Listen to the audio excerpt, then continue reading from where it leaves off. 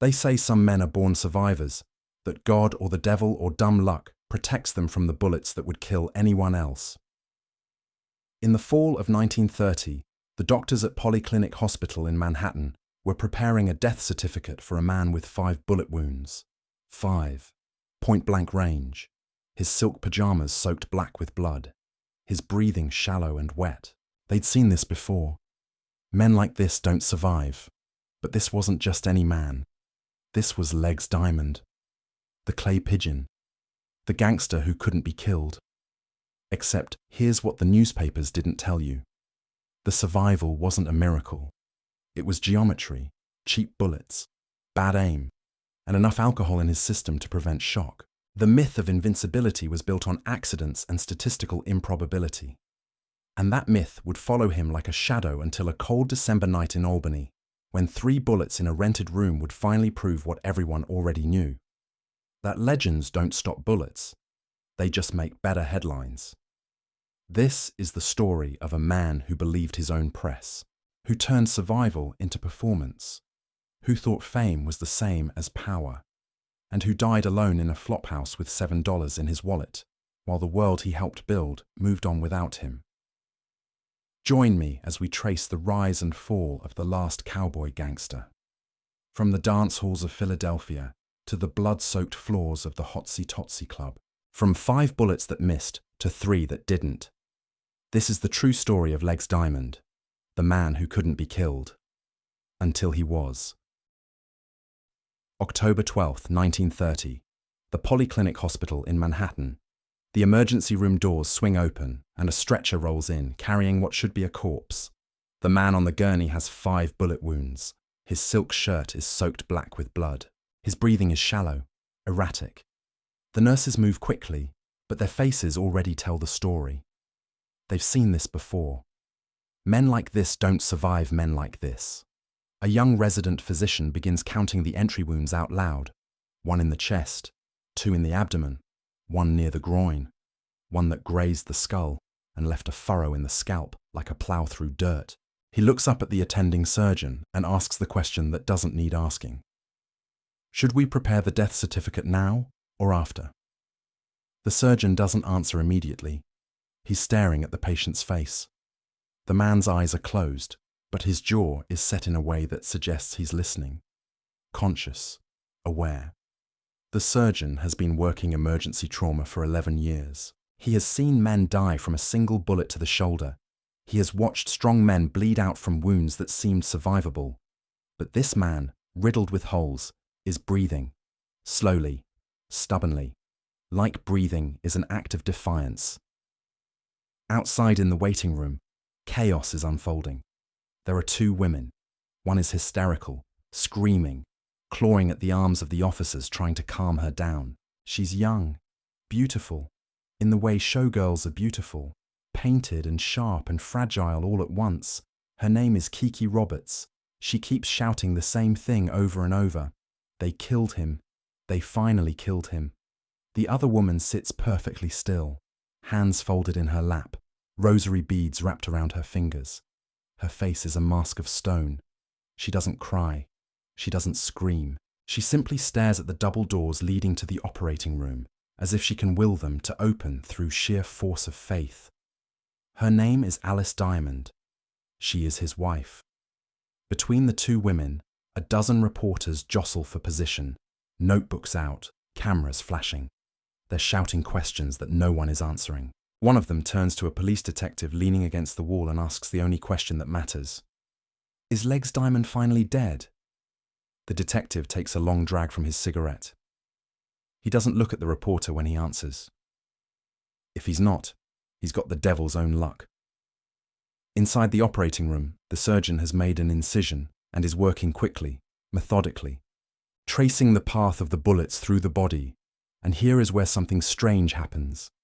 Something that will later be written up in medical journals as a case study in statistical improbability. The bullets missed everything that mattered. The one that entered the chest passed between the ribs, nicked the pericardium, the sac around the heart, but didn't puncture the heart itself. It lodged in the muscle of the back, a centimeter away from the spine. The two in the abdomen somehow threaded the needle between the liver, the kidneys, the intestines. They tore through soft tissue, yes, caused massive hemorrhaging, yes, but they didn't sever anything that couldn't be stitched back together. The groin shot missed the femoral artery by less than an inch. If it had hit, he would have bled out on the hotel floor before the ambulance even arrived. The head wound, which looked the most dramatic, was superficial. The bullet had skimmed the surface of the skull, carving a groove but never penetrating the bone. The surgeon steps back from the table. His hands are shaking slightly. He looks at his team and says something that will be repeated in the hospital hallways for weeks. This isn't a miracle. This is geometry. 4 hours later, as the sun rises over the East River, the nurses are cleaning up. The patient has been moved to a recovery room. The prognosis is uncertain, but no longer hopeless. One of the nurses is wheeling the gurney back to storage when she hears a voice, weak, hoarse, but unmistakable. Did I make the front page? She turns. The man in the bed has opened his eyes. He's staring at the ceiling, but he's smiling, just barely. The nurse doesn't know how to respond. She stammers something about needing to fetch the doctor, but the man interrupts her. Get me a newspaper. I want to see if they spelled my name right. By noon, the story is everywhere. The man who cannot be killed. The gangster who laughs at death. The clay pigeon who refuses to fall. Legs, Diamond has survived again. But to understand why this moment mattered, why the entire city held its breath waiting for news from that hospital room, we have to go back. Back to before the bullets and the speakeasies and the headlines. Back to when he was just a kid with quick hands and even quicker feet. Philadelphia. 1912. The streets near the docks are a maze of narrow alleys and crumbling tenements. This is where the poorest of the poor scrape out a living. Irish immigrants mostly. Families crammed into single rooms. Fathers who drink away what little they earn. Mothers who work themselves to dust, trying to hold it all together. John Thomas Nolan, later known as Jack Diamond, later known as Legs, is 11 years old. He is small for his age, wiry, with dark eyes that miss nothing. His father is gone. Dead or vanished, it doesn't really matter which. His mother is sick. The kind of sick that doesn't get better. His older brother Eddie is already running with a street gang, stealing to keep food on the table. Jack learns quickly that the world doesn't care if you're hungry. It doesn't care if you're cold. The only thing that matters is whether you're fast enough to take what you need before someone else does. He starts with packages. The delivery trucks that rumble through the streets are easy targets. They park outside shops and offices while the drivers haul crates inside. Jack and a few other kids have a system. One distracts the driver. Another watches for cops. Jack does the grabbing. He's good at it. Quick. Quiet. He can lift a package, tuck it under his coat, and disappear into the crowd before anyone notices. They call their little crew the package thieves. It's not glamorous. They're not robbing banks or cracking safes. They're stealing boxes of fabric, canned goods, cheap jewelry, things they can sell quickly for pennies on the dollar, but it's enough. Enough to eat, enough to survive. Then one night, Jack steals something he wasn't supposed to. The package is small, wrapped in brown paper and tied with string. It feels light, probably nothing valuable. But when he opens it back in the alley, he finds something strange. A pair of leather dance shoes, expensive ones, the kind that professional performers wear. He doesn't know why he keeps them. He should sell them. But he doesn't. He tries them on. They fit. There's a dance hall a few blocks away. It's a rough place, cheap whiskey and cheaper music. But on Saturday nights they hold competitions. $5 to the winner. Jack watches from the doorway one night, studying the way the dancers move. The rhythm, the footwork. He's always been good with his body, good at moving fast, at slipping through tight spaces. He wonders if dancing is just another kind of theft. Taking up space on the floor, stealing attention. The next Saturday, he enters the competition. He doesn't win, but he doesn't lose badly either. The crowd notices him. A skinny kid in a patched coat and stolen shoes, moving with a fluidity that seems impossible for someone so young. One of the older dancers, a man named Danny, pulls him aside afterward and asks where he learned to move like that. Jack shrugs. Nowhere. I just watched. Danny offers to teach him, properly. Not for money. Jack doesn't have money. But because Danny sees something. Potential. Raw talent. The kind you can't teach. Over the next 2 years, Jack becomes a fixture at the dance hall. He works odd jobs during the day, delivering groceries, shining shoes, stealing when he has to. But at night, he dances. And he's good. Really good. He starts winning competitions. $5, $10. Once, 20. He develops a style that's uniquely his. Fast, aggressive, almost violent in its energy. He doesn't glide across the floor like the other dancers. He attacks it. People start calling him Legs. Not because he's fast, though he is, but because of the way he moves. Like his legs have a mind of their own. Like he's always on the edge of falling but never quite does. By 1915, Jack has a reputation. Not as a dancer, exactly, but as someone who can handle himself, someone who doesn't back down. He's still stealing, still running small cons, but now he's also collecting debts for local bookies, roughing up guys who don't pay. It's not complicated work. You show up. You make it clear that not paying is more painful than paying. You leave. Jack is good at it, maybe too good. Because one night, he does a job that catches the attention of someone important, Arnold Rothstein. If you lived in New York in the 1910s and 20s, you knew the name, or you knew the stories. The man who fixed the World Series. The man who could get you anything, liquor, drugs, women, protection, if you had the cash. The man who never raised his voice, never lost his temper, never got his hands dirty, but somehow controlled half the criminal enterprises in the city. Rothstein doesn't meet with small-time thieves, but he makes an exception for Jack. They meet in the back room of a restaurant in the Tenderloin. Rothstein is impeccably dressed, 3-piece suit, gold watch chain.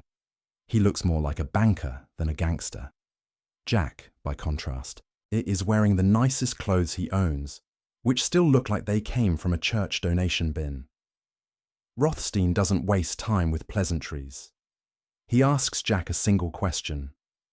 I hear you're fast. Are you smart? Jack doesn't hesitate. Fast enough to not need to be smart. Rothstein smiles. It's not a warm smile.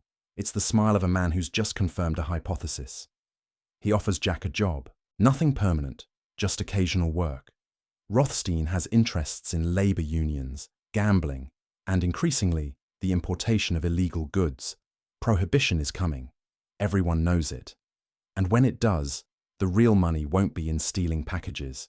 It'll be in controlling the flow of alcohol. Rothstein needs people he can trust to do the ugly work, the intimidation, the enforcement, the occasional bit of violence when negotiations fail. Jack fits the profile. Young, hungry, not burdened by a conscience. Jack takes the job. For the next few years, he works in the shadows. He's not a big name. Not yet. He's just another thug in Rothstein's stable. But he learns. He watches how the system works, how power flows not from violence itself, but from the threat of violence. How the real bosses never do the dirty work themselves. They have people like Jack for that. And Jack starts to realize something. He's tired of being the person someone else uses. He wants to be the someone else. 1923. Prohibition has been the law of the land for 3 years, and it has transformed the criminal underworld. What was once a patchwork of small-time gangs is now a booming industry. Speakeasies, bootlegging, smuggling. Millions of dollars are flowing through the hands of men who, 5 years earlier, couldn't have afforded a decent suit. Jack is still working for Rothstein, but he's also freelancing, doing jobs for other bosses, building a reputation. He's 29 years old now, no longer the skinny kid from Philadelphia. He's filled out, grown into his frame. He dresses well. Not flashy, not yet, but sharp. He carries himself like someone who expects to be taken seriously. And then he meets little Augie Organ. Augie is a labor racketeer. He controls several unions in the garment district, which means he controls who works, who doesn't, and who gets paid. It's a lucrative business. The garment bosses pay Augie to keep the unions in line. The unions pay Augie to keep the bosses from firing them. Augie collects from both sides and grows fat on the proceeds. But Augie has a problem. He's making enemies. Other gangsters want a piece of his territory. The bosses are getting tired of paying him. The unions are restless. Augie needs muscle. Not just any muscle. He needs someone who can handle himself in a fight. Someone who won't hesitate when things get ugly. And, most importantly, someone who looks good standing next to him. Jack fits the bill perfectly. Augie hires him as a bodyguard. $25 a day, plus a cut of certain jobs. Jack accepts. For the next 4 years, Jack is Augie's shadow. He stands behind him at meetings. He sits next to him in restaurants. He walks 3 steps ahead of him on the street, scanning for threats. It's boring work most of the time, but it pays well, and it gives Jack access. He meets the other big players, Dutch Schultz, Waxy Gordon, Joey Fay. He learns how they think, how they operate, what they fear, and he learns something else. Violence doesn't have to be subtle. Augie is a businessman. He prefers to negotiate, to compromise, to find the path of least resistance. Jack is not. When someone crosses Augie, when someone refuses to pay, when someone needs to be reminded of the consequences, Jack doesn't send a message. He is the message. He refuses to use silencers. He refuses to work in the dark. When he shoots someone, he does it in public. Broad daylight, crowded streets. He wants people to see. He wants them to know. This is what happens. It's a cowboy mentality. Reckless, stupid even, but it works. Jack becomes known, not as Augie's bodyguard, as Legs Diamond, the man who doesn't hide, the man who doesn't flinch. October 15th, 1927. Delancey Street on the Lower East Side. It's a clear, cool afternoon. The streets are busy. Pushcarts selling fruit and fish. Women haggling over prices. Kids playing stickball in the gutter. Augie and Jack are walking together, heading to a meeting with a union rep. They're talking business, not paying much attention to their surroundings. A mistake. A car pulls up alongside them. Slow. Too slow. Jack notices it a second too late. The window rolls down. There's a man inside, his face obscured by the shadow of a hat.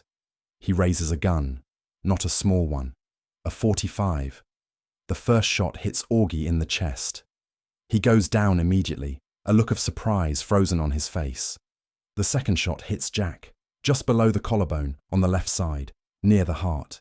He feels the impact, a sharp punch that knocks the wind out of him. But he doesn't fall. He reaches for his own gun, but the car is already speeding away. Jack looks down at the blood spreading across his shirt. Then he looks at Augie, who is lying on the pavement, eyes open, not breathing, dead before he hit the ground. Jack presses a hand to his chest, feels the warm wetness, and makes a decision. He doesn't wait for an ambulance. He walks. 4 blocks, to the hospital. Blood dripping with every step. People stare, but no one stops him. He walks through the front door of the emergency room, tells the nurse he's been shot, and then collapses. He wakes up 3 days later. The doctors tell him he's lucky. The bullet missed his heart by less than an inch. An inch. That's the difference between life and death. An inch. But Jack doesn't feel lucky. He feels angry. Whoever killed Augie thought they were killing him too. They failed, and now he has a choice. He can disappear, lay low, wait for the heat to die down, or he can take over. He takes over. Within a week of leaving the hospital, Jack has claimed Augie's territory. The unions, the protection rackets, the bootlegging routes. He doesn't ask permission. He doesn't negotiate. He simply walks into the meetings that Augie used to attend and announces that he's in charge now. Some people push back. Not for long. Jack makes examples. Quick, brutal, public. By the end of November, Legs Diamond is no longer a bodyguard. He's a boss. And he's just getting started. 1928. Broadway. The heart of the Roaring Twenties. Every block has a speakeasy. Every speakeasy has a band. Every band is playing jazz. The city is drunk on music and money and the delicious thrill of breaking the law. Jack decides he wants a piece of this world, not just as muscle, as a proprietor, a legitimate businessman, or at least someone who can pretend to be one. He opens the Hotsy Totsy Club. The name is ridiculous, a piece of slang that will be forgotten in a few years. But right now, in 1928, it's perfect. Hotsy Totsy, the best, the finest, the pinnacle. The club is located on Broadway, just north of 54th Street. It's not a large space, maybe room for 100 people if you pack them in. But Jack has it designed with care. The bar runs the length of the back wall. The stage is small, just big enough for a piano, a drum kit, and a horn section. The tables are arranged in a way that forces everyone to face the door. And Jack's table, his personal table, is in the corner, where he can see everything. The entrance, the bar, the stage, the back exit. He's learned from watching Augie. You never sit with your back to a door. The Hotsy Totsy becomes a sensation almost immediately. Not because of the liquor, though it's good. Not because of the music, though the bands are excellent. It's because of Jack. He's there every night, holding court, dressed in expensive suits, smoking Cuban cigars, laughing too loud and tipping too big. He's a character, a performance, the gangster as showman. But there's something else, an edge, an undercurrent of violence that everyone can feel but no one talks about. Jack doesn't tolerate disrespect. If someone gets too drunk and starts causing trouble, Jack doesn't call the cops. He doesn't ask them to leave. He handles it himself. He's been known to walk up to a patron who's being rude to a waitress and pistol whip them right there in the middle of the club, blood on the floor. Screams. And then the band starts playing again, and everyone pretends nothing happened. It's horrifying, and it's thrilling. People come to the Hotsy Totsy because they want to see it. The danger, the possibility that tonight might be the night something goes wrong. It's like watching a tightrope walker. You're not really there for the skill. You're there for the chance they might fall. For a while, Jack seems to understand this. He plays the role perfectly. The charming thug, the gentleman criminal. He kisses women's hands and breaks men's noses, often in the same evening. He quotes Shakespeare and threatens murder with the same casual ease. But the thing about playing a role is that eventually you forget where the performance ends and the real you begins. July 13th, 1929. A Saturday night. The Hotsy Totsy is packed. The air is thick with cigarette smoke and the smell of bootleg gin. The band is playing a frantic Charleston.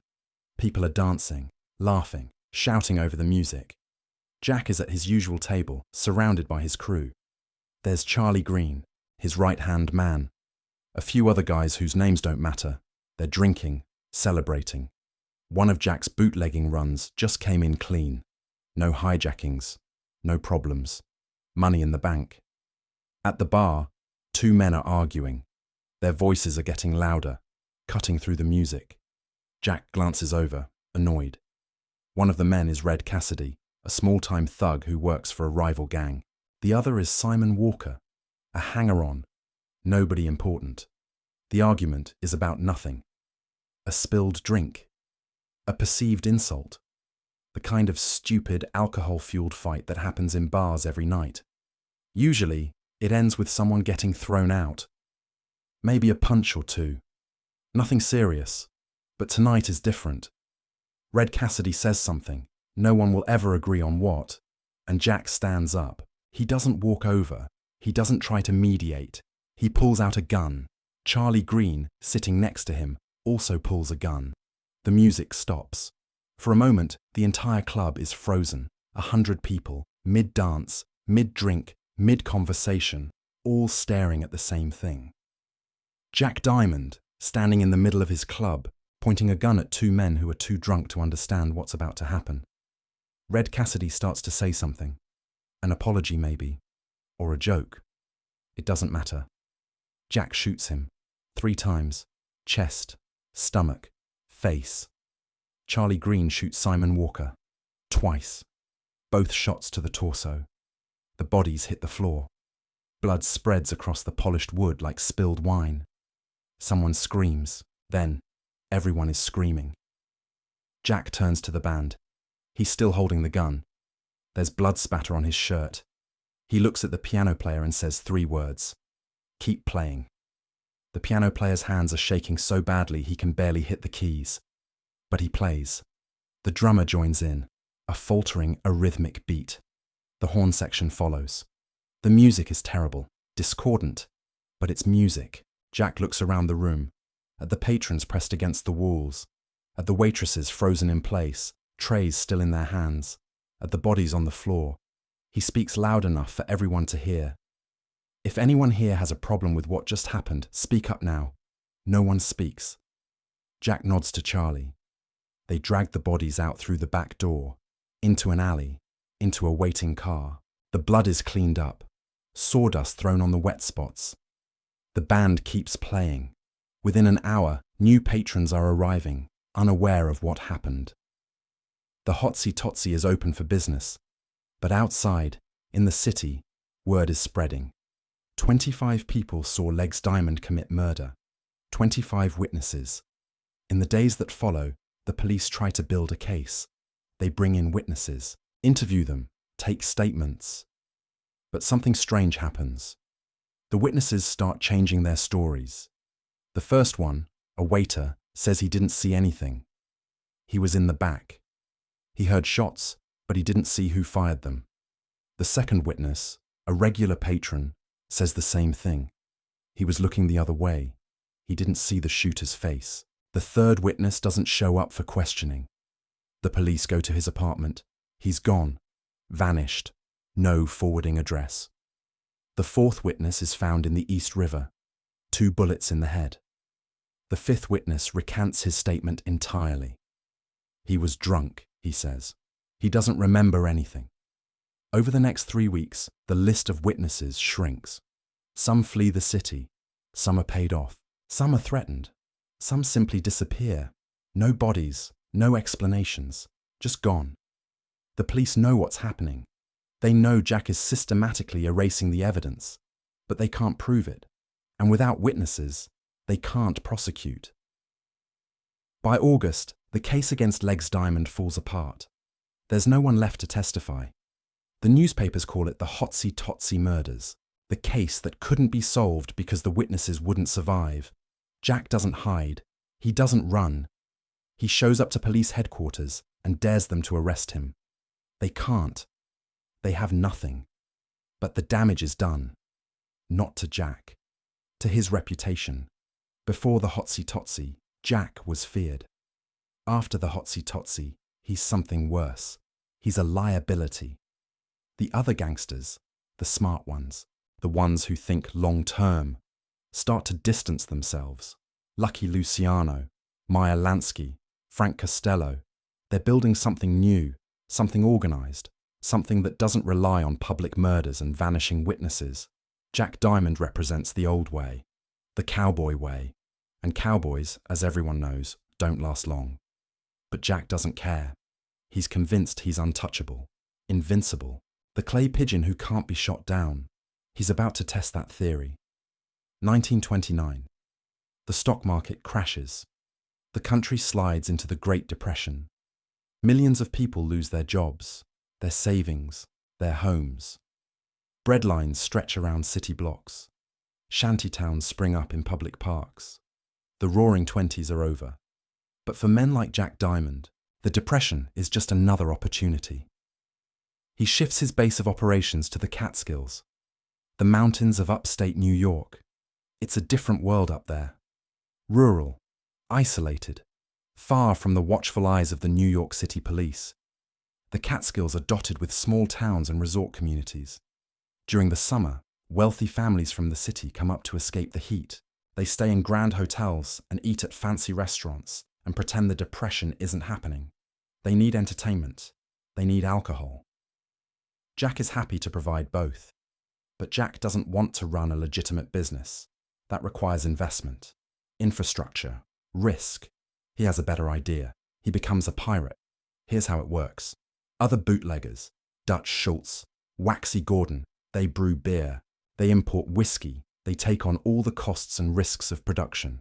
Then, they load up trucks and drive the product into the city to sell to speakeasies. Jack doesn't do any of that. He just waits. He has spotters stationed along the mountain roads, young guys who sit in parked cars or loiter at gas stations, watching for trucks. When a shipment comes through, usually late at night, when the roads are empty, the spotters call ahead. Jack and his crew set up a roadblock. Sometimes it's a fake accident. A car pulled across the road, doors open, hazard lights flashing. Sometimes it's more direct. Men with guns stepping out of the trees. The truck stops. The driver gets out. Jack makes an offer. You can hand over the cargo and walk away. Or we can take it from your corpse. Your choice. Most drivers choose to walk away. Jack sells the stolen liquor to local speakeasies at a steep discount. He's not competing with the big brewers. He's parasitizing them. He produces nothing, risks nothing, and makes a fortune. It's brilliant, and it's infuriating. Dutch Schultz, in particular, is losing his mind. Schultz is a brutally efficient operator. He controls most of the beer production in the Bronx. He's meticulous about routes, schedules, payoffs. He runs his operation like a business, and Jack Diamond keeps robbing him. At first, Schultz tries to negotiate. He sends emissaries to Jack, offering to cut him in. A percentage in exchange for leaving the trucks alone. Jack laughs in their faces. He doesn't want a percentage. He wants it all. Schultz tries rerouting the trucks. Different roads, different times. Jack's spotters find them anyway. Schultz tries armed escorts. Jack's crew ambushes them. There are shootouts. Men die. The beer still gets stolen. By the end of 1930, Dutch Schultz has had enough. He's a man who believes in simple solutions to complicated problems. The problem is, Legs Diamond. The solution is a bullet. Schultz puts out the word. There's a bounty on Jack's head. $5,000, then $10,000, then $20,000. Dead, not alive. Jack hears about it. He doesn't care. Or at least he pretends not to. He keeps hijacking trucks. He keeps showing up at speakeasies, drinking and laughing and acting like he's invincible. But privately, he starts taking precautions. He moves constantly, never sleeps in the same place twice. He travels with bodyguards. He checks his car for bombs. He tastes his food before eating it. He's not paranoid. He's realistic. There are at least a dozen men in New York who want him dead. Schultz is just the loudest about it. And then, on a cold October night in 1930, someone finally gets close enough to try. The Hotel Monticello, 5th Avenue. October 18th, 1930. Jack Diamond is staying in room 528. It's not the fanciest hotel in the city, but it's respectable. Clean sheets, hot water, a doorman who knows when to look the other way. Jack isn't alone. Kiki Roberts is with him.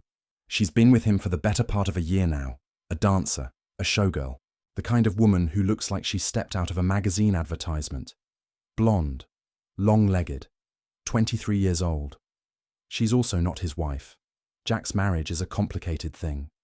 He married Alice Kenny in 1926. A quiet ceremony. No fanfare. Alice is the opposite of Kiki in every way. Dark-haired, reserved, deeply religious. She comes from a good Irish Catholic family. The kind that says the rosary every night and goes to Mass every Sunday.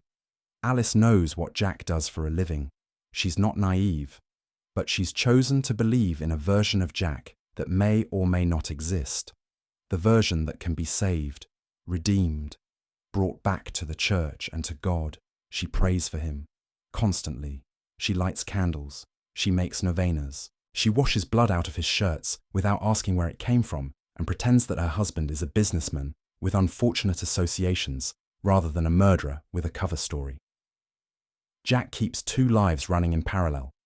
During the day, he visits Alice at their modest apartment in Brooklyn. He brings her flowers. He sits at the dinner table and listens to her talk about the neighbors and the church social and whether they should get a dog. He plays the role of the dutiful husband. He's good at it. He's had practice. At night, he's with Kiki, in hotel rooms, in speakeasies, in the back seats of cars racing through the city at 3 in the morning. Kiki doesn't ask him to be someone he's not. She likes the danger, the money, the thrill of being with a man everyone is afraid of. Alice believes God is protecting Jack. Kiki believes Jack is protecting himself. They're both wrong. On the night of October 18th, Jack and Kiki are in the hotel room. They've been drinking champagne, the expensive kind. Jack is in his silk pajamas, blue with white piping, custom made. He's lying on the bed, smoking a cigarette, telling a story about the time he held up a poker game in Harlem and walked away with $8,000. Kiki is laughing. She's sitting at the vanity, removing her makeup, still wearing her evening gown. She looks at him in the mirror and asks a question. Do you ever think someone's going to catch up to you? Jack blows smoke at the ceiling. He doesn't hesitate. They keep trying. I keep walking away. There's a knock at the door. Jack doesn't move. He glances at the clock on the nightstand. It's almost midnight. Too late for room service. Too early for the morning papers. Kiki looks at him. Her smile fades.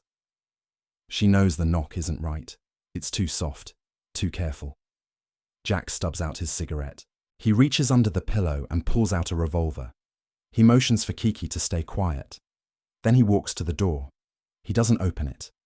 He stands to the side, gun raised, and calls out. Who is it? No answer. Jack's hand tightens on the gun. He's about to step back, about to tell Kiki to get in the bathroom and lock the door, when the door explodes inward. The lock was picked. The hinges were loose. The door swings open hard, slamming into the wall. 2 men rush in, both wearing overcoats, both holding guns. Jack fires first. 1 shot. It misses. The bullet buries itself in the doorframe. The 2 men fire back. Not once, not twice. They empty their guns. The sound is deafening in the small room. The muzzle flashes light up the walls like strobe lights. Kiki is screaming. The smell of gunpowder fills the air. Jack feels the first bullet hit him in the chest. It's like being punched by a heavyweight boxer. He stumbles backward, tries to raise his gun again, but his arm won't obey. The second bullet hits him in the stomach, the third in the side. The fourth grazes his head, tearing a furrow across his scalp. The fifth hits him in the groin. He drops to the floor. The 2 men don't stop to check if he's dead. They turn and run, down the hallway, down the stairs, out into the night.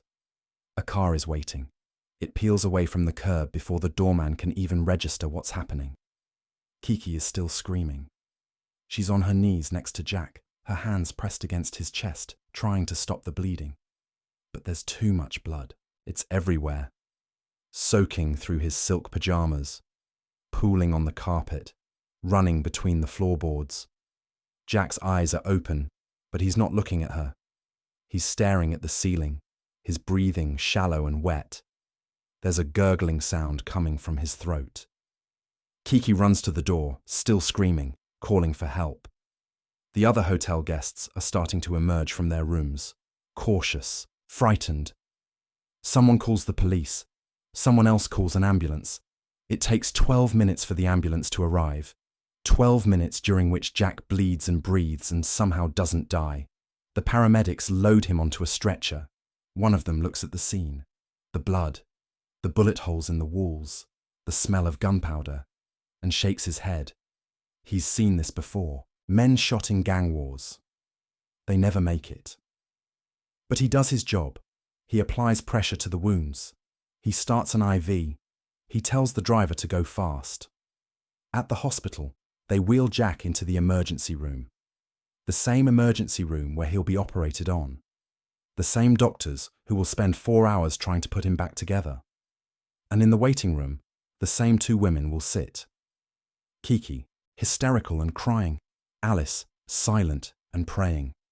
The reporters will arrive within the hour. The headlines will write themselves. Legs Diamond shot. Legs Diamond dying. Legs Diamond, the man who cannot be killed. Finally killed. But Jack isn't dead. Not yet. When the surgeons open him up, they find something remarkable, something that will later be discussed in medical journals and whispered about in hospital corridors. The bullets didn't hit anything vital. They should have. By all logic, by all probability, at least one of those 5 shots should have severed an artery, or punctured an organ, or shattered a bone in a way that couldn't be repaired. But they didn't. The bullet in the chest missed the heart by less than an inch. It lodged in the back muscle, close to the spine, but not touching it. The bullets in the abdomen passed through soft tissue, causing hemorrhaging, but avoiding the liver, the kidneys, the intestines. It was like threading a needle. Twice. The bullet near the groin missed the femoral artery. If it had hit, Jack would have bled out in minutes. But it didn't. The head wound, which looked catastrophic, was superficial. The bullet skimmed the skull, leaving a groove but never penetrating. One of the surgeons will later describe it as statistical improbability.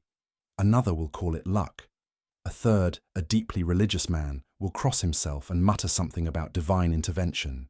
But there's another factor. Something the doctors don't know until Jack tells them days later, when he's conscious enough to talk. He was drunk. Not tipsy, not buzzed. Drunk. He and Kiki had been drinking for hours. His blood alcohol level at the time of the shooting was enough to put most men into a stupor. And that, paradoxically, saved his life. When you're drunk, your body doesn't respond to trauma the way it normally would. Your blood vessels don't constrict as quickly. Your muscles stay loose. You don't go into shock. Jack was so drunk that when the bullets hit him, his body didn't seize up. He didn't panic. He just fell, and that kept him from bleeding out. It's the kind of medical absurdity that sounds made up. But it's true. The alcohol that should have made him an easier target ended up keeping him alive. By morning, the newspapers have the story. Legs Diamond shot 5 times. Legs Diamond expected to die. Legs Diamond clinging to life. By afternoon, they have the update. Legs Diamond awake. Legs Diamond talking. Legs Diamond asking for a newspaper. By evening, they have the headline they've been waiting for. The clay pigeon strikes again. The name sticks. It will follow him for the rest of his life. The clay pigeon. The man who gets shot but doesn't fall. The gangster who laughs at death. Jack loves it. He's always understood the power of a good story. And this story is perfect. It makes him seem invincible, mythical, a man protected by fate or God or the devil himself. The other gangsters hate it. Lucky Luciano, sitting in a restaurant in Little Italy, reads the headline and throws the newspaper across the room. He's been working for years to modernize organized crime, to make it efficient, quiet, professional. And then there's Legs Diamond, turning himself into a circus sideshow. Meyer Lansky, always the strategist, sees the bigger problem. Jack is drawing attention. Too much attention. The police are watching him. The federal government is watching him. Every time he survives another shooting, every time he makes another headline, it makes the entire underworld look reckless and chaotic. The new generation of mobsters, Luciano, Lansky, Frank Costello, Vito Genovese, they're building something different. They're creating a network, a commission, a system where the bosses work together, divide territories, avoid unnecessary conflict. They're treating crime like a business. Jack Diamond is treating it like a performance, and performances eventually get old. Jack spends 3 weeks in the hospital. He receives hundreds of visitors. Some are friends, some are reporters, some are cops, hoping he'll say something useful. He doesn't. He gives interviews from his bed. He poses for photographs, propped up on pillows, a cigarette in one hand and a smirk on his face. He tells the story of the shooting over and over, each time adding a little more detail, a little more drama. He says he saw the men's faces. He didn't. He says he fired back and hit one of them. He didn't. He says he knew it was coming, that he'd been ready. He wasn't. But the truth doesn't matter. The story matters. By the time Jack is released from the hospital in early November, he's more famous than ever. His name is known across the country. He's not just a gangster. He's a legend. And that's when things start to go wrong. The first sign is subtle. Jack tries to resume his operations in the Catskills, but his crew is smaller than it was. Some of his men have disappeared. Not dead, not arrested, just gone. They've quietly slipped away, finding work with other bosses, other operations. The ones who remain are loyal, but they're nervous. They've seen what happens to men who work for Jack. They get shot, they get arrested, they get headlines with their names in them. In the underworld, anonymity is survival. Jack doesn't understand this. He thinks fame is power, but fame is just noise. The second sign is more obvious. Jack's hijacking operation is falling apart. The spotters aren't as reliable. The trucks aren't where they're supposed to be. The drivers are fighting back, traveling with armed guards, taking routes that Jack's crew can't cover. Dutch Schultz has adapted. He's rerouted everything. He's also started putting out false information, sending empty trucks as bait. Jack's crew hits one of these decoy trucks in December. They spend an hour unloading it, only to find it's full of water barrels. Schultz is laughing. The whole underworld is laughing. Legs Diamond, the great hijacker, fooled by a truck full of water. Jack's reputation is starting to crack. The third sign is the most dangerous. The federal government is paying attention. Prohibition enforcement is ramping up. The Bureau of Prohibition, working with the FBI, is building cases against major bootleggers. Al Capone in Chicago, Waxy Gordon in Philadelphia, and Legs Diamond in New York. Jack has always been careless about money. He spends it as fast as he makes it. Expensive suits, fancy hotels, champagne. He never bothers to hide it. And that makes him an easy target. The feds start building a tax evasion case. It's the same strategy they'll use against Capone. You can't always prove bootlegging, but you can prove income. And if someone is living like a millionaire but claiming poverty on their tax returns, you can nail them for evasion. Jack doesn't take it seriously. He's beaten dozens of charges: assault, weapons possession, murder. He's never been convicted. He assumes this will be the same. But this is different. The federal government has resources the city police don't. They have accountants, they have investigators, they have time, and they're patient. In early 1931, Jack makes a decision. He needs to get out of New York, not permanently, just long enough for the heat to die down. Let the feds chase someone else. Let Schultz calm down. Let the headlines fade. He decides to go to Europe. It's a disaster from the start.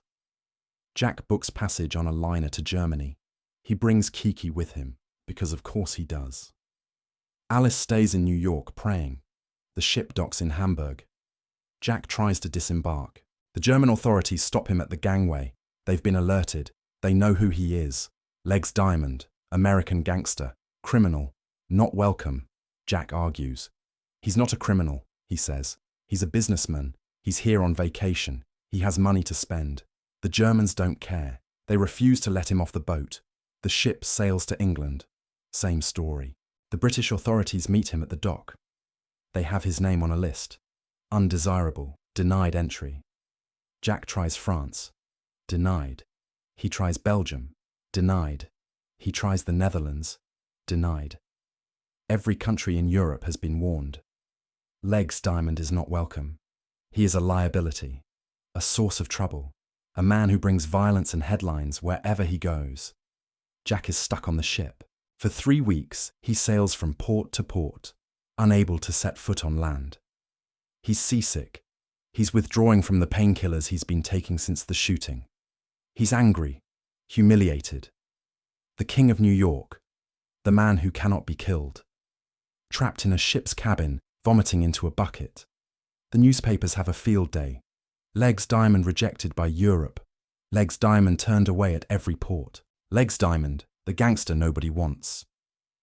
When the ship finally returns to New York, Jack disembarks looking like a different man, thinner, pale. The arrogance is gone, replaced by something harder, meaner. The European exile was supposed to be a vacation. Instead, it was a public humiliation, and Jack doesn't handle humiliation well. He retreats to the Catskills, permanently this time. He rents a farmhouse outside of Cairo, New York. It's remote, isolated, surrounded by woods. He can see anyone approaching from a mile away. He brings Kiki with him. They play house in the mountains. He tries to pretend everything is fine, that he's still in control, that he's still the man he was, but he's not. The hijacking business is dead. Schultz's trucks don't come through the Catskills anymore. They've found other routes. Jack's income has dried up to a trickle. He still has some speakeasies, some protection rackets, but they're small time. He's making a few $1,000s a month maybe, not enough to maintain the lifestyle he's built. He starts cutting corners, getting desperate. In the spring of 1931, Jack makes a decision that will destroy him. He decides to kidnap a man named Grover Parks. Parks is a bootlegger, not a big one. He operates a few stills in the Catskills, supplies some local speakeasies. He's nobody important, but he's competition. And Jack, paranoid and broke, convinces himself that Parks is stealing his business. The kidnapping is sloppy. Jack and two of his men grab Parks off the street in broad daylight. They throw him in the back of a car and drive him to a barn outside of town. There's no plan, no ransom demand, no strategy. Jack just wants to hurt someone. He needs to feel powerful again. They tie Parks to a chair. For 3 days they beat him. They burn his feet with matches. They hold his head underwater. They do things that serve no purpose except to inflict pain. On the 3rd day, they let him go. Just dump him on the side of a road and drive away. It's the stupidest thing Jack has ever done. And Jack has done a lot of stupid things. Parks goes straight to the police. He files charges: kidnapping, assault, torture. This isn't bootlegging. This isn't a victimless crime. This is felony kidnapping, a federal offense. And Parks is willing to testify. The police arrest Jack in April.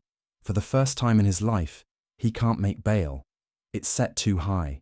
He sits in jail for weeks, waiting for trial. Alice visits him. She brings him food. She prays with him. She tells him God is testing him, that if he repents, if he changes, he can still be saved. Jack doesn't repent. He tells Alice he's innocent, that Parks is lying, that the police are framing him. Alice believes him, or at least she wants to. Kiki doesn't visit. She's already moved on, found another man, another gangster with money and power.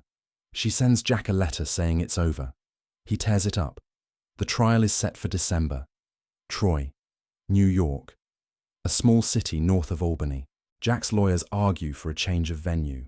They claim he can't get a fair trial in New York. The judge denies the motion. Jack is going to trial. And for the first time, he's scared, because he knows the truth. He did it. He kidnapped Grover Parks. He tortured him. And now Parks is going to stand up in court and tell everyone exactly what happened. The summer of 1931 is the hottest on record. The country is deep in the Depression. Banks are failing. Unemployment is at 25%. People are starving. Jack is sitting in a cell in Cairo, New York, waiting for his trial. And all he can think about is money. How much he's lost. How much he owes. How much he needs. His legal bills are staggering. His lawyers are charging him $1,000 a week. He's already burned through most of his savings. He's selling off assets, speakeasies, cars, jewelry. Alice is trying to help. She's pawned her wedding ring. She's borrowed money from her family. She's taken in sewing work to pay for his legal defense. Jack doesn't thank her. He's too busy being angry. Angry at Parks for talking. Angry at Schultz for driving him out of business. Angry at the police for arresting him. Angry at the world for turning against him. In August, there's another complication. Jack's farmhouse in the Catskills is raided. The police find evidence: guns, stolen liquor, documents linking Jack to various crimes. They also find something else: a young woman, 17 years old, a local girl. She's been staying at the farmhouse, living with Jack and Kiki. The implications are ugly. The girl claims she was there voluntarily, that Jack never touched her, that she was just cleaning and cooking. The police don't believe her, but they can't prove otherwise. Still, it's another headline, another scandal. Legs Diamond and the teenage girl. Legs Diamond, the kidnapper. Legs Diamond, the washed-up gangster. The myth is crumbling. By the time the trial starts in December, Jack is a shell of himself. He's lost weight. His suits don't fit anymore. He looks gaunt, grey, unhealthy. The swagger is gone. But he still knows how to put on a show.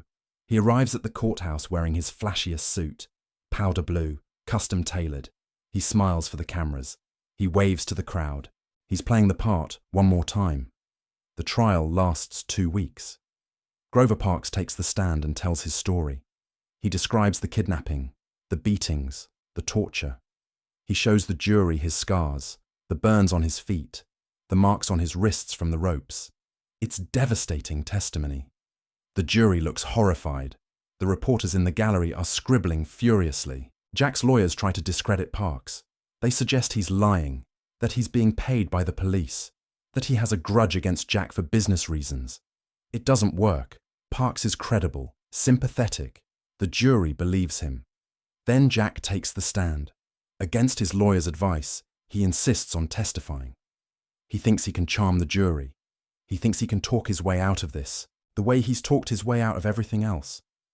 He's wrong. On the stand, Jack is arrogant, evasive. He denies everything. He claims he doesn't know Parks. He claims he was in New York when the kidnapping happened. He claims it's all a conspiracy. The prosecutor tears him apart, presents witnesses who saw Jack in the Catskills, presents documents showing Jack owned the barn where Parks was held, presents testimony from Jack's own men who've cut deals to testify against him. By the time Jack steps down, he's sweating. The jury is glaring at him. Even his own lawyers look defeated. The case goes to the jury on December 16th. Everyone assumes it's over. Jack will be convicted. He'll go to prison for 20 years, maybe more. The jury deliberates for 6 hours. They come back at 9 p.m. The verdict, not guilty. The courtroom erupts. The reporters can't believe it. The prosecutor is stunned. Grover Parks, sitting in the gallery, starts crying. How did this happen? The evidence was overwhelming. The testimony was solid. How did Jack walk? The answer, like so many things in Jack's life, is a mix of luck and intimidation. 2 of the jurors were approached before the trial. Not threatened, just approached. Reminded that Jack has friends, that their families live in small towns, that accidents happen. It wasn't enough to guarantee an acquittal, but it was enough to create reasonable doubt. And in the American legal system, doubt is all you need. Jack walks out of the courthouse a free man, for the last time. December 17th, 1931, the evening after the verdict. Jack Diamond stands on the steps of the courthouse in Troy. The sun is setting. The temperature is dropping. His breath comes out in white clouds. The reporters swarm him. Flashbulbs pop. Questions are shouted from every direction. How does it feel to be acquitted? What are you going to do next? Do you have anything to say to Grover Parks? Jack straightens his tie. He's wearing that powder blue suit, the one that cost more than most people make in a year. He looks at the cameras and smiles, not the charming smile from the old days, something harder, colder. I never doubted it for a second. The jury saw the truth. I'm an innocent man. Someone asks if he's afraid of retaliation, if he's worried about his enemies taking advantage of his legal troubles. Jack laughs. It's a brittle sound. I'm not afraid of anything. He climbs into a waiting car. Not a fancy car, just a regular sedan. He can't afford fancy anymore. The driver pulls away from the courthouse, heading toward Albany, 25 miles south, where Alice is waiting. In the back seat, Jack lights a cigarette. His hands are shaking slightly, not from fear, from exhaustion, from the weight of the past year, the shooting, the humiliation in Europe, the arrest, the trial. It's all catching up to him, but he won. He's free. That's all that matters. Except it's not, because while Jack was sitting in jail, while he was standing trial, the world moved on without him. The underworld reorganized itself. New alliances were formed. New territories were carved up. And nobody consulted Jack Diamond. In New York City, a meeting took place in the spring of 1931. It wasn't advertised. There were no invitations. Just a quiet gathering of the most powerful men in organized crime. Lucky Luciano, Meyer Lansky, Frank Costello, Vito Genovese, Joe Adonis, Albert Anastasia. They met in a suite at the Waldorf Astoria, ordered room service, drank coffee, talked business. The topic was the future. Specifically, how to prevent the kind of chaos that had dominated the 20s, the gang wars, the public shootings, the headlines that brought unwanted attention from the police and the federal government. The solution was simple: organization, structure, rules. They called it the Commission, a board of directors for organized crime, representatives from each major family. They would meet regularly, discuss disputes, divide territories, approve major decisions. No more unilateral action, no more cowboys. The Castellamarese War had just ended. The old guard, Joe Masseria, Salvatore Maranzano, were dead. The young generation was taking over, and they were determined to do things differently. Luciano laid out the vision. Crime as a business. Violence only when necessary. Bribery over bullets. Profit over pride. Everyone agreed. Except for one problem. What do we do about Legs Diamond? The room went quiet. Everyone knew the issue. Jack was unpredictable, reckless. He drew attention. He couldn't be controlled. He wouldn't follow rules. Meyer Lansky, always the pragmatist, stated the obvious. He's a liability. Every time he gets shot and survives, it makes national news. Every time he kidnaps someone or tortures someone, the feds take notice. He's bad for business. Luciano nodded. He'd worked with Jack before, knew him personally. Didn't particularly dislike him. But business was business. Can we bring him in? Make him part of this? Frank Costello shook his head. He'd tried. Jack wasn't interested in being part of anything. He wanted to be the center, the star, the name in the headlines. So we have two options. We force him out, or we remove him. Nobody said the word kill. They didn't have to. The consensus was clear. Jack Diamond had to go. Not immediately, but soon. When the opportunity presented itself. They would wait for him to slip, to make a mistake. And when he did, they would act. Quietly. Efficiently. No headlines. No drama. Just business. Jack doesn't know about the meeting. Or if he does, he doesn't take it seriously. He's convinced he's untouchable. The clay pigeon who cannot be shot down. But the world has changed. The rules have changed. And Jack is still playing by the old rules. The car arrives in Albany just after 9 p.m. Jack tells the driver to take him to a bar. Not a speakeasy. A regular bar. He wants a drink. Several drinks. Alice is waiting at their apartment. Jack will go there eventually. But not yet. He needs to celebrate. To prove to himself that he's still in control. The bar is nearly empty. A few regulars nursing beers. A bartender who recognizes Jack immediately. Everyone recognizes Jack. He orders whiskey, drinks it fast, orders another. A couple of men approach him, congratulate him on the verdict, buy him around. Jack tells them stories. The shooting at the Hotel Monticello. The time he robbed a poker game in Harlem. The old hits. He's performing again, playing the role. The invincible gangster, the legend. But he looks tired. His skin is grey, his eyes are bloodshot. He's 34 years old, and he looks 50. Around 11 p.m, he calls Alice from the bar's phone. Tells her he's on his way home. She's relieved. She's been worried. She asks if he's been drinking, just a little, to celebrate. Alice asks him to be careful.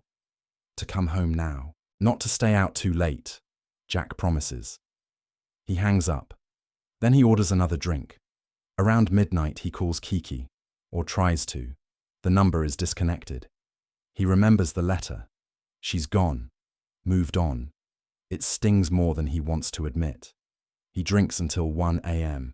Then he pays his tab, with the last of his cash, and stumbles out into the cold. His driver is gone. Jack told him to leave hours ago, so he walks. Not far. Just a few blocks. There's a rooming house on Dove Street, number 67. A cheap place. Flophouse. The kind of place where drunks and drifters pay $2 for a bed and a roof. Jack has stayed there before, when he needed to disappear, when he needed to be somewhere Alice wouldn't look. The landlady knows him, knows to keep her mouth shut. He climbs the stairs. The steps creak. The hallway smells like stale beer and old tobacco and something else. Decay, desperation. Room 10, second floor, back corner. No windows facing the street. He unlocks the door and steps inside. The room is tiny. A bed, a chair, a radiator that doesn't work. The wallpaper is peeling. There's a water stain on the ceiling in the shape of a face.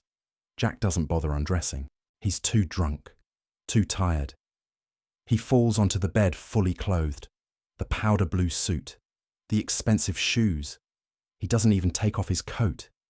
He's asleep in seconds.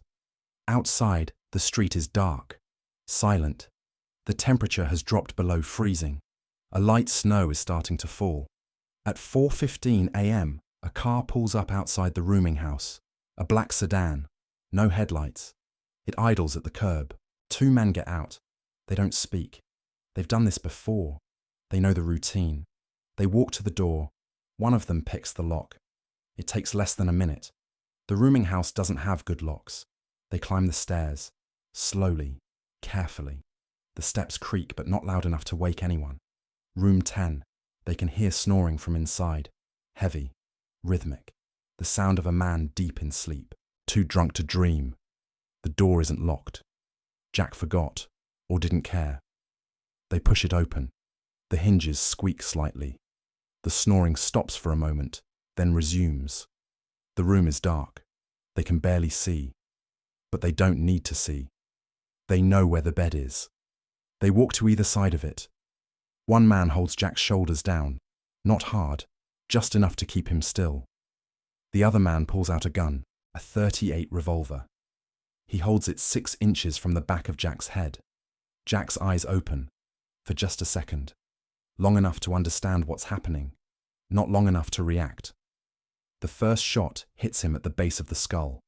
The bullet enters just below the hairline, travels upward through the brain, and exits through the forehead. Jack's body convulses, but he's already gone. The brain stem severed. Death is instantaneous. The second shot hits him in the temple, redundant, but they want to be sure. The third shot hits him in the face, just below the left eye. The smell of gunpowder fills the room. The sound is shockingly loud in the confined space. But it's 4:30 in the morning, in a rooming house full of drunks. Nobody investigates strange noises. The two men check the body. No pulse, no breathing. They don't linger. They turn and walk out. Down the stairs, into the car, gone. The entire thing takes less than 2 minutes. Jack Diamond, the man who survived 5 bullets, the clay pigeon, the legend, dead in a cheap rooming house in Albany, New York. Shot 3 times while he slept. Never woke up. Never fought back. Never even knew his killers' names. The landlady discovers the body at 7 a.m. She's doing her morning rounds, checking which rooms need cleaning. She knocks on the door of room 10. No answer. She opens the door, sees the blood, the body, the powder blue suit now stained dark red. She screams. Then she runs downstairs and calls the police. The police arrive within minutes. Albany is a small city. Everyone knows everyone, and everyone knows Legs Diamond was in town. The detectives examine the scene. It's straightforward. An execution, professional. No signs of struggle. The victim was asleep or passed out. The killers walked in, shot him, and left.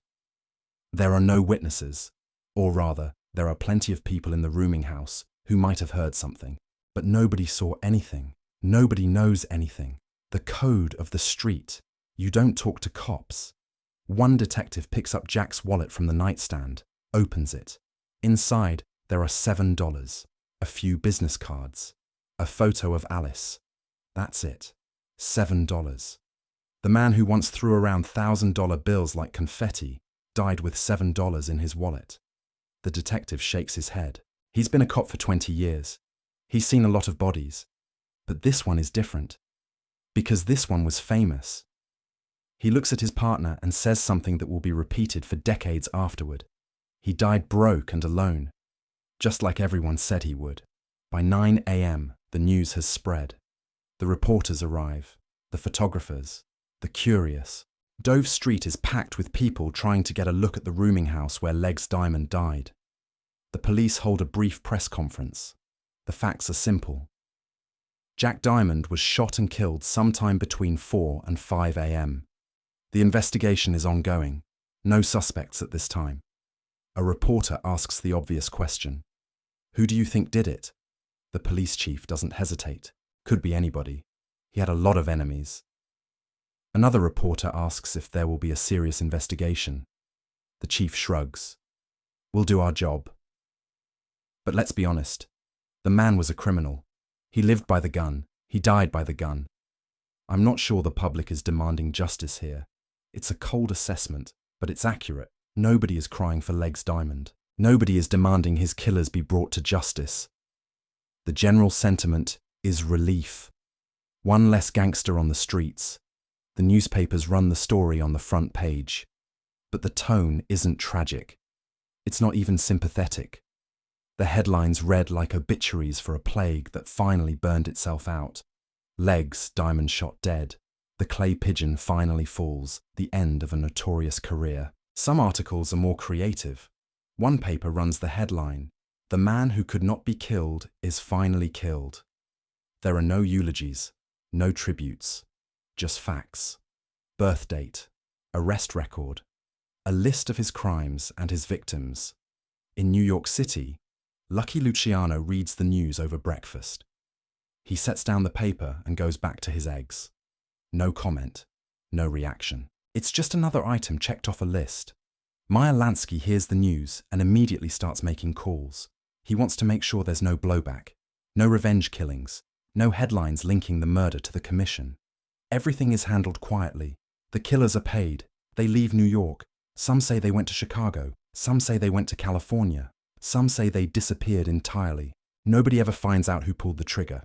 Or if they do, they don't talk. In Albany, Alice receives the phone call at 10 a.m.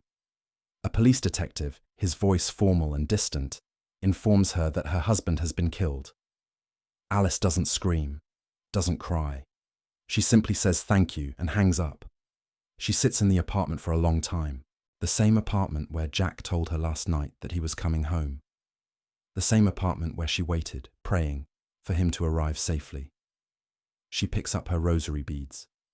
She starts to pray. Not for Jack's soul. She's been praying for his soul for years. It hasn't helped. She prays for herself, for strength, for guidance, for the ability to survive what comes next. Because Alice knows something that the newspapers don't. Something that Jack never told anyone. They're broke. Completely. The legal bills, the lost income, the expenses. It's all gone. There's no money for a funeral. No money for rent. No money for anything. Alice will have to bury her husband in a pauper's grave and then figure out how to survive on her own. She's 32 years old, a widow, penniless, the wife of a notorious criminal. Nobody will hire her. Nobody will help her. She keeps praying. The funeral is held 3 days later, December 20th. A cold, grey day. Light snow falling. The service is at a Catholic church in Brooklyn. Alice insisted on it. Despite everything, despite all his sins, she wants Jack to have a Christian burial. The priest is reluctant. Jack Diamond was not a good Catholic. He was a murderer, an adulterer, a criminal. But Alice pleads. She donates the last of her money to the church. The priest agrees. The church is packed, but not with mourners, with curiosity seekers, reporters, cops, people who want to say they were there when they buried Legs Diamond. Alice sits in the front row, alone. None of Jack's crew shows up. They're afraid of being photographed, afraid of being associated with him now that he's dead. Kiki doesn't come. She's already moved on, living in California with a new man. She reads about Jack's death in the paper and feels nothing. The priest gives a brief homily. He talks about redemption, about how even the worst sinner can be saved if they repent before death. He doesn't mention Jack by name. He doesn't have to. The casket is closed. Alice asked for that. She doesn't want people gawking at the bullet wounds. After the service, they take the body to the cemetery. A small plot, nothing grand. The headstone will be simple, just his name and dates, no epitaph. Alice stands at the graveside as they lower the casket. She doesn't cry. She's cried herself out already. She just watches, silent, numb. As the mourners drift away, a man approaches Alice. He's dressed well, expensive coat, hat pulled low. She doesn't recognize him. He expresses his condolences. Says Jack was a good man who got mixed up with bad people. Says if Alice needs anything, she should let him know. Alice thanks him, asks his name. The man smiles. Just a friend. He walks away before she can ask anything else. Years later, Alice will wonder if that man was one of the killers, or one of the men who ordered the killing. She'll never know. The investigation into Jack's murder goes nowhere. The police interview witnesses. They collect evidence. They follow leads. All of it dead ends. The landlady at the rooming house didn't see anyone enter or leave. The other tenants didn't hear anything unusual.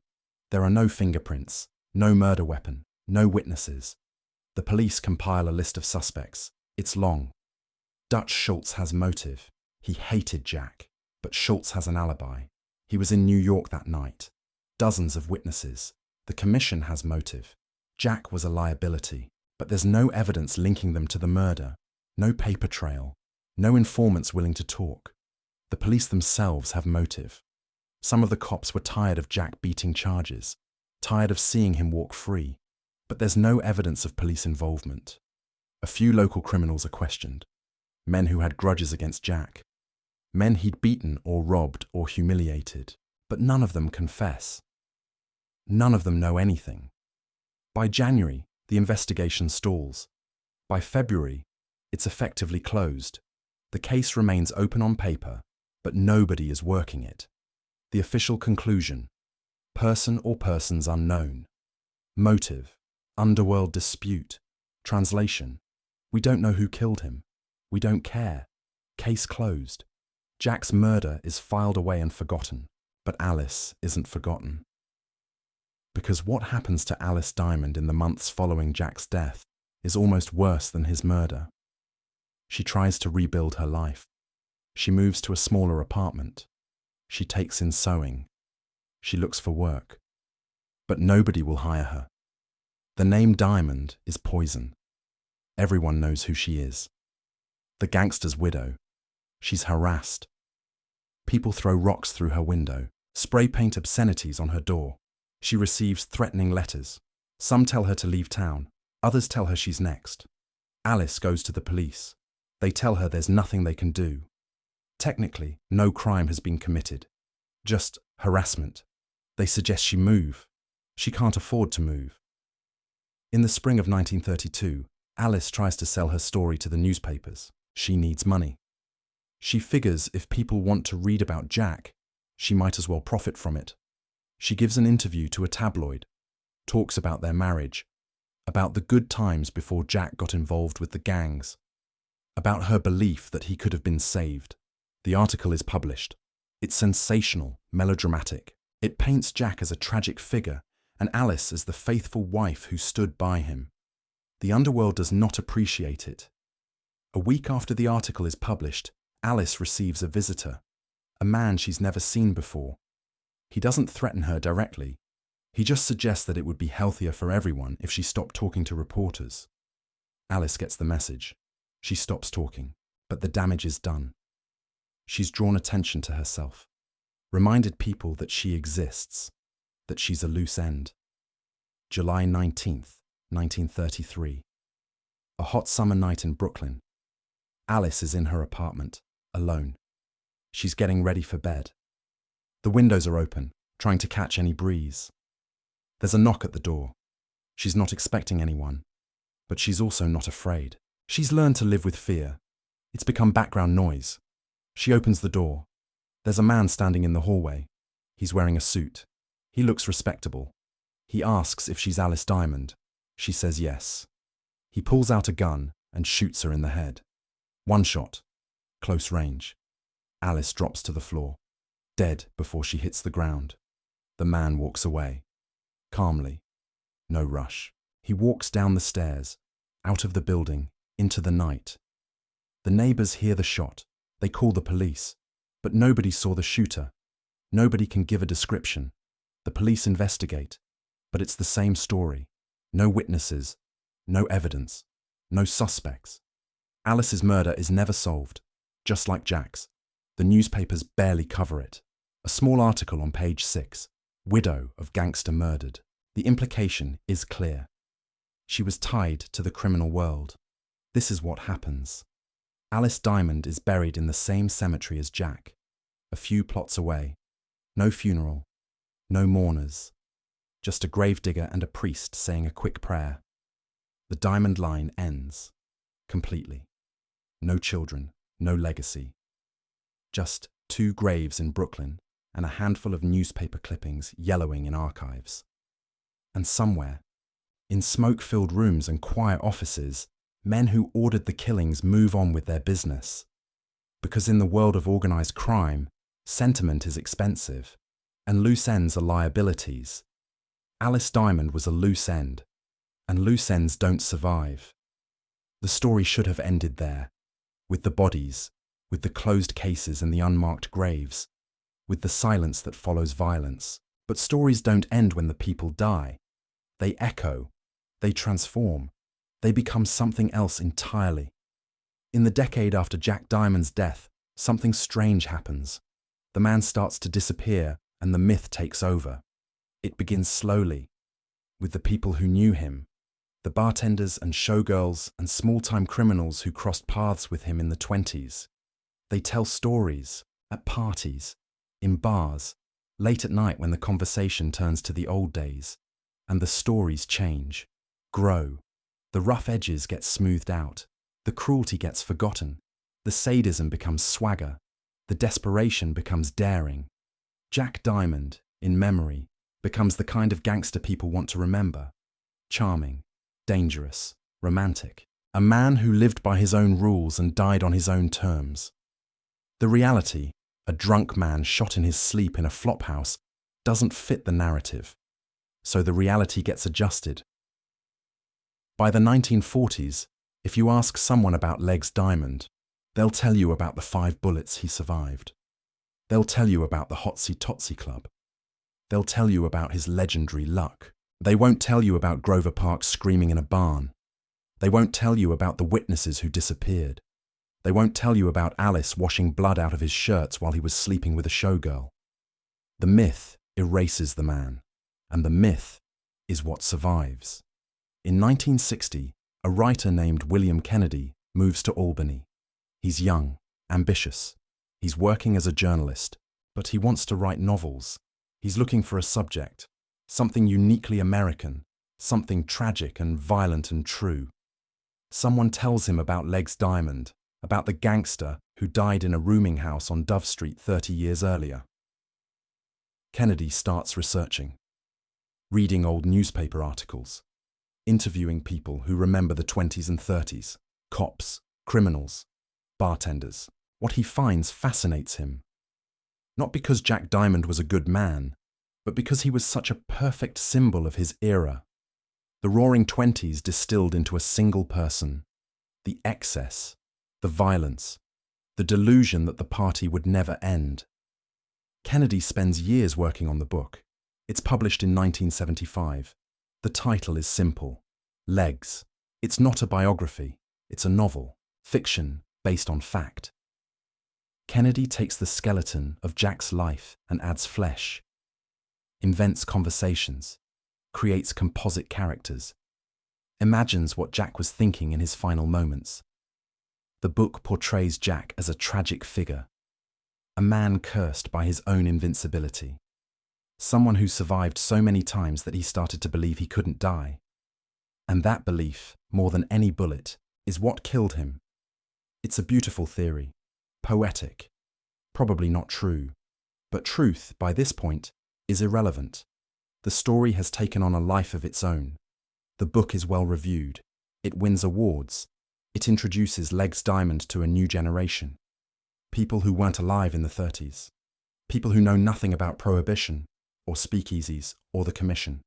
To them, Jack Diamond is a character, a figure from American mythology, as real and as fictional as Jesse James or Billy the Kid.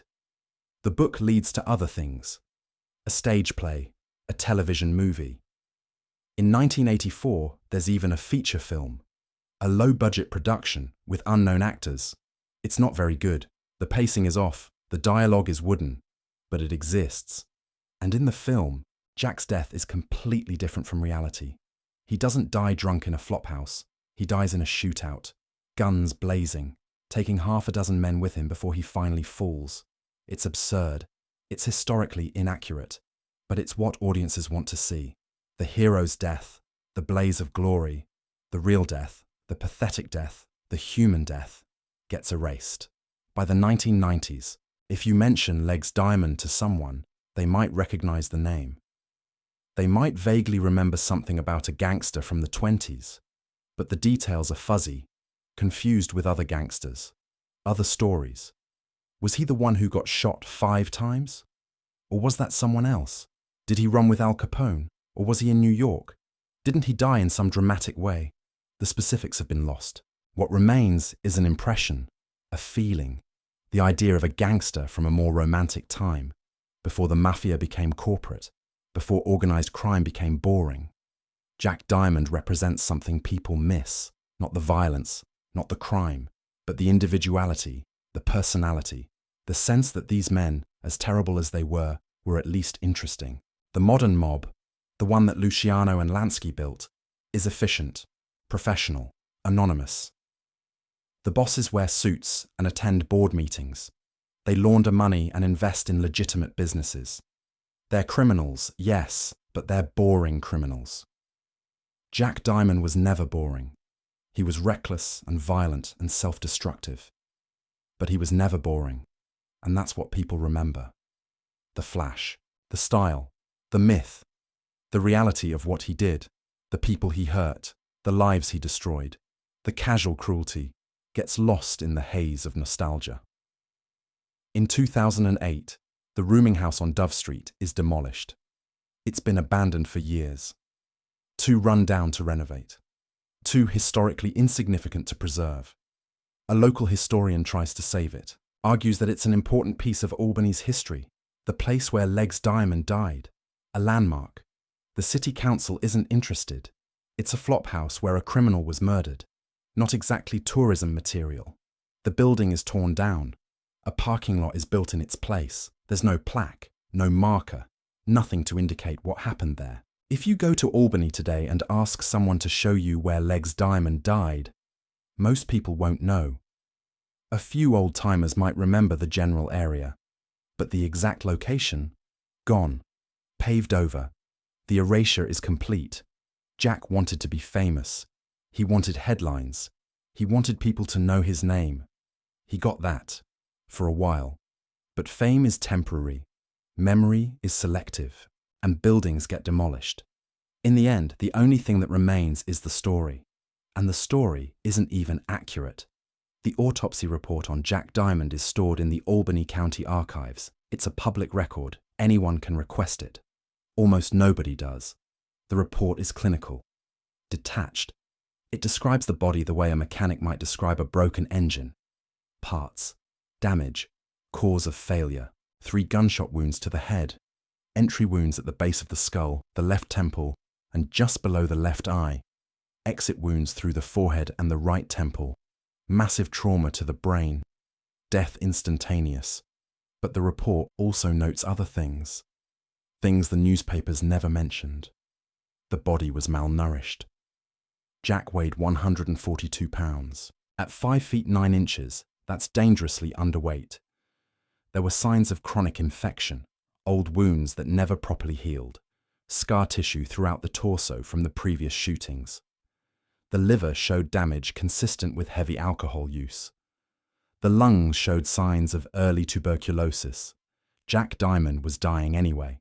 Not immediately. At the end of the report, in the section labeled Additional Notes, he wrote, "This body tells a story of a life lived violently and without regard for consequence." The subject survived multiple attempts on his life through a combination of luck and circumstance. However, the accumulated damage to his body suggests that survival in this case was merely delayed death. The final wounds, while immediately fatal, were perhaps merciful given the alternative. It's an unusual thing for a coroner to write. Philosophical, almost poetic, but it's also accurate. Jack Diamond didn't die young. He just died before he got old. The funeral for Alice Diamond was even smaller than Jack's. 8 people attended: a priest, the gravedigger, 5 neighbors who felt obligated, and 1 person whose identity was never recorded. The service lasted 10 minutes. The priest said the prayers. The coffin was lowered. The small group dispersed. Alice was buried in a plain pine box. No marker, no headstone. The plot was paid for by a Catholic charity that helped destitute widows. For decades, the grave was unmarked, just a plot of grass among thousands of others. In 1987, a researcher working on a book about prohibition tried to find Alice's grave. She wanted to photograph it, to include it in the book. She spent days searching the cemetery, talking to the office staff, looking through records. The grave was listed in the records, but the location was vague. Row 12, plot 47. But the rows weren't clearly marked, and many of the plots had been reused over the years. The researcher never found it, or if she did, she couldn't be sure it was the right one. Alice Diamond's final resting place is unknown, lost, forgotten, just like Alice herself. There's a photograph of Alice, only one. It was taken in 1927, a year after she married Jack. She's standing on the steps of a church, wearing a simple dress. Dark hair pulled back. She's not smiling, not frowning, just neutral, looking directly at the camera with an expression that's hard to read. Resignation, maybe, or determination, or just exhaustion. The photograph was found in a box of Jack's belongings after his death. It was sold at auction in the 50s. A collector bought it. Years later, it was donated to a historical society.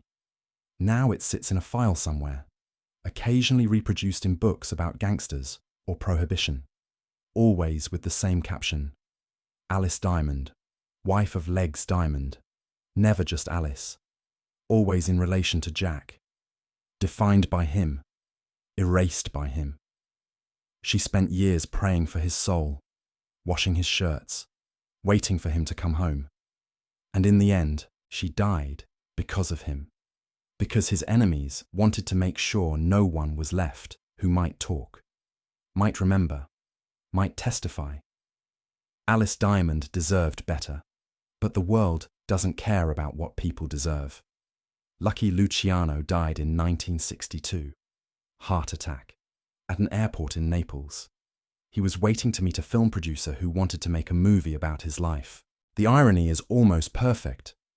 The man who built the modern Mafia, who organized crime into a business, who operated in shadows and silence, and he died waiting to become a movie character. The newspapers ran obituaries, but they were respectful, almost admiring. Luciano was portrayed as a visionary, a businessman, someone who brought order to chaos. They didn't mention the people he killed, the families he destroyed, the corruption he spread. Those details were sanitized, forgotten. Luciano got the legacy he wanted, the quiet, powerful boss who shaped history. Meyer Lansky died in 1983, also of a heart attack, also old and grey and unremarkable. His funeral was small, quiet, a handful of family members, no press, no spectacle. He died worth maybe a few $1 million, not the hundreds of millions people assumed he had hidden away. Most of that was myth, rumors, speculation. Lansky was smart, careful. He invested in legitimate businesses. He didn't flash money. He didn't make headlines. And he lived to be 80 years old, died in his bed, surrounded by family. That's what success looks like in the world of organized crime. Not the shootouts, not the headlines. Just survival, growing old, dying peacefully. Jack Diamond never understood that. He thought power came from being feared, from being famous, from being the name in the headlines. But real power is invisible. It's the man behind the scenes, the one pulling strings while someone else takes the spotlight. Jack was the spotlight, bright, impossible to ignore, and spotlights burn out. Luciano and Lansky were the darkness around the spotlight, and darkness endures. The Hotsy Totsy Club closed in 1929, the same year as the murders. The building was seized by the city, auctioned off. It became a warehouse, then a parking garage. Then it was demolished in the 70s. There's an office building there now, glass and steel, completely anonymous. Nobody working in that building knows what used to be there. Nobody knows that on a July night in 1929, 2 men were shot to death while a jazz band played. The blood was cleaned up. The floor was replaced. The building was torn down. The memory was erased. But for a brief moment, the Hotsy Totsy Club was the most dangerous place in New York. And Jack Diamond was the man who made it that way. There's something uniquely American about Jack Diamond's story. The immigrant kid who claws his way out of poverty, who reinvents himself, who becomes famous, who believes that fame equals power, who refuses to accept limitations. And then the fall. The realization that the rules still apply, that invincibility is an illusion, that the world moves on without you. It's the American dream twisted into a nightmare. Success built on violence, fame built on fear, and in the end, none of it matters because you die alone in a cheap room with $7 in your wallet. Jack thought he was writing his own story. He thought he was the protagonist, the hero, the star. But he wasn't writing anything. He was just reacting, surviving, scrambling to stay relevant while the world changed around him. The real writers were men like Luciano and Lansky. They were the ones with a plan, with vision, with patience. Jack was just a character in their story, a problem to be solved, an obstacle to be removed. And when they removed him, the story continued without him. That's the real tragedy. Not that he died, but that his death didn't matter. The underworld barely noticed. The commission continued.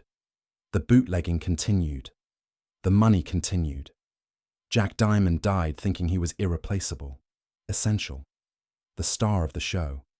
But he was just another extra. And when extras get written out, no one rewrites the script. In 2019, a podcast about true crime did an episode on Legs Diamond. It was moderately popular, a few thousand downloads. The host told the story competently, hit all the major beats, the shootings, the hotsy-totsy, the kidnapping, the murder in Albany. The comments section was interesting. People debated whether Jack was a hero or a villain. Some admired his audacity. Others condemned his cruelty. Nobody mentioned Alice. Nobody asked what happened to Grover Parks. Nobody wondered about the witnesses who disappeared.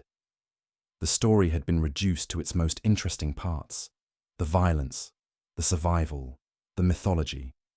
Everything else was trimmed away, discarded, forgotten. That's how history works. It keeps the parts that entertain.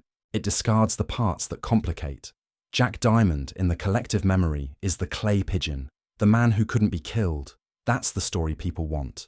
The real Jack Diamond, the torturer, the drunk, the paranoid man dying slowly in upstate New York, doesn't fit the narrative, so that version gets deleted.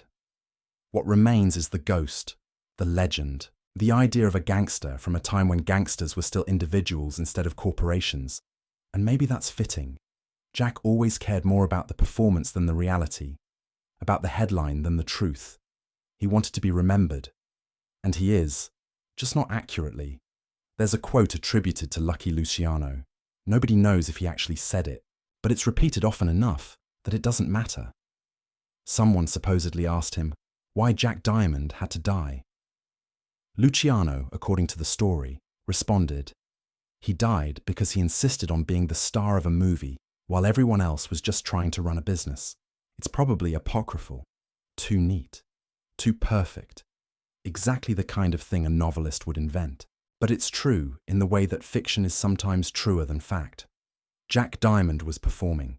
Always. Every shootout, every headline, every time he walked into a speakeasy wearing a custom suit and a smirk. He was performing. And performances are exhausting. You can't sustain them. Eventually, you run out of energy.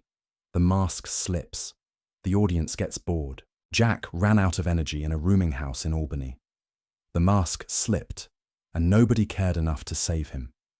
The new generation of mobsters, the ones who treated crime like a business, they understood something Jack never did. You don't want to be famous. You want to be rich. You don't want to be feared. You want to be invisible. Fame is a liability. Fear is temporary. But money and anonymity, those last. Jack chose fame and fear, and he died broke and forgotten.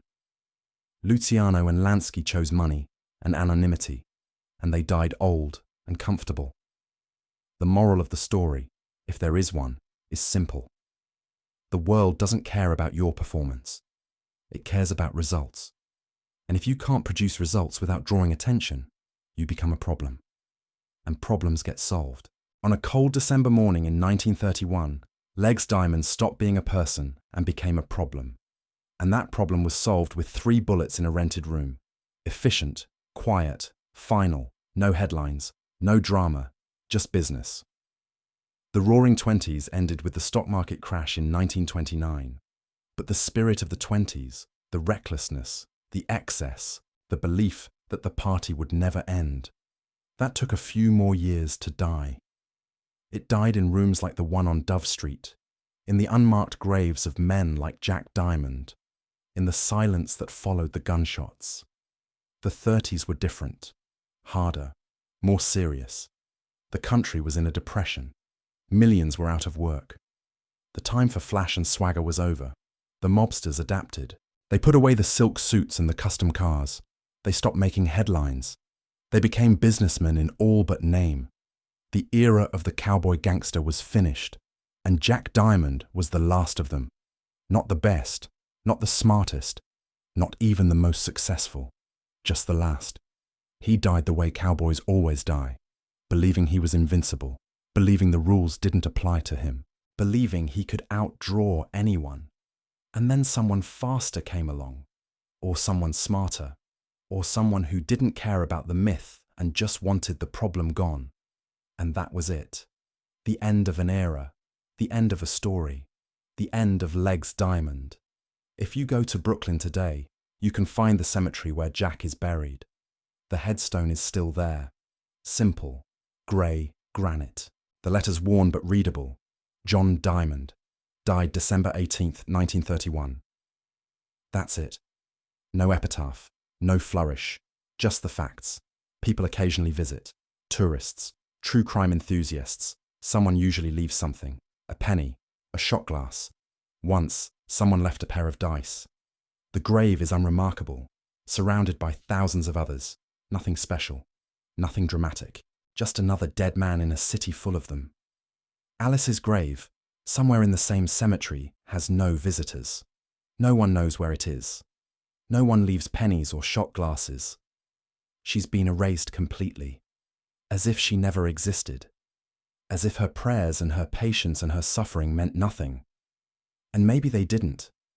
Maybe in the grand scheme of things, one woman's pain doesn't register, doesn't matter, gets buried along with the body and forgotten. The world moved on. The 30s became the 40s. The 40s became the 50s. The organized crime that Jack helped build evolved, became corporate, became boring. And somewhere along the way, the stories started to change.